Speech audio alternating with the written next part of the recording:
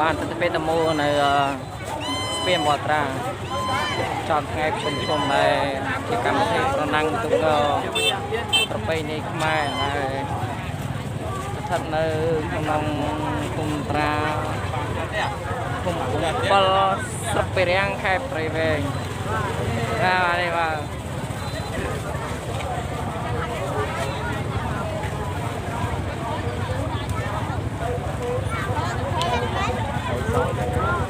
ទស្សនភាពគឺមនុស្សច្រើនអរមែនតើតោះ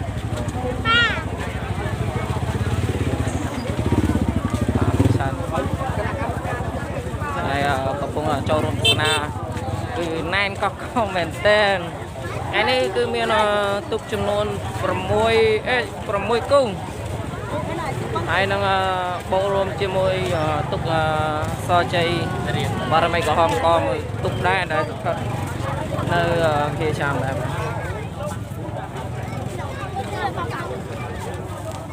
ទឹកពេទ្យមូនៅច្រើនមែនតើមកចូលរួមទស្សនា